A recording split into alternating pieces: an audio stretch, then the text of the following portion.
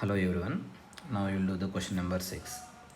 A solid sphere of mass 1 kg and radius 1 meter rolls without slipping on a fixed inclined plane with an angle of inclination theta is 30 degrees from the horizontal. Two forces of magnitude 1 Newton each parallel to inclined act on the sphere both at a distance r is equal to 0.5 meter from the center of the sphere. As shown in figure, the acceleration of the sphere down the plane is take g is equal to 10 meter per second square. That is a given question. Now you can see that there is a force acting on this is towards downward direction is mg. Down the inclined plane is mg sine 30 degrees. M value is 1, g is 10, sine 30 degrees is 1 by 2.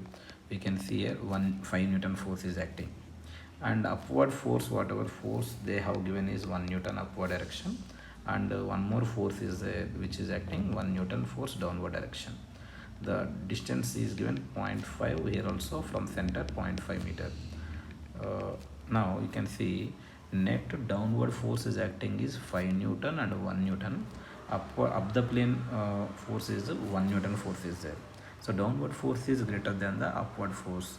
To maintain the rolling without slipping condition, we can see that there must be a frictional force acting up the plane that is static in nature. Now you can see they are asking that find the acceleration of the sphere down the plane. Now this sphere is going down with certain acceleration a. Acceleration of center of mass is equal to r into alpha. Now we need to calculate the alpha value. After that, a acceleration of the center of the rod, center of the sphere. Now we'll see that this mg sin theta 5 Newton causes there will be clockwise torque. Due to 1 Newton also there is a clockwise torque. We can see from this to this distance is equal to 1 meter. From 1 Newton to this point of contact is 0.5 meter. Why I am taking about the point of contact? The reason is we can take about the center point also, but no need to calculate frictional force here. They are not asking friction. That's why you will try to take the about the bottommost point. So let us consider the bottommost point is P. About that point we can see the torque due to the static frictional force is 0. Remaining due to the remaining forces there will be torque. Now due to this 1 Newton force we can see that there is a anti-clockwise torque which is located at a distance of we can see 1 plus 0.5, that is 1.5 meter distance is there. So net torque, clockwise torque is greater than the anti-clockwise torque. We can write it as net clockwise torque minus net anti-clockwise torque about the point P is equal to I into alpha, about point P into alpha. Moment of inertia about the point P into alpha.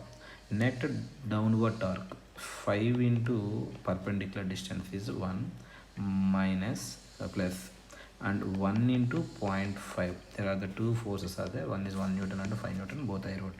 Minus 1 into this torque is anti-clockwise torque. That distance is perpendicular, this is 1.5. So about bottommost point 7 by 5 m into r square into alpha. Now you substitute there 5 plus 0.5 is 5.5 minus 1.5 is equal to 7 by 5 into 1 into alpha. So you can write 5.5 on this 4 into 5 divided by the 7 is equal to alpha. So from this we can add alpha is equal to 20 divided by the 7. 20 means actually you will get the 2 times 8 times 2 times 8 times. Then we can also write that approximately 6 meter per second square. So this is the required answer, alpha value. Now we can write acceleration of center of mass is equal to r into alpha. We can write 1 into 2.86. Sorry, you have this value is 2. We can write this value is 2.86 radian per second square. This value is 2.8 meter per second square. They are asking in meter per second square. Okay, I hope you have understand this.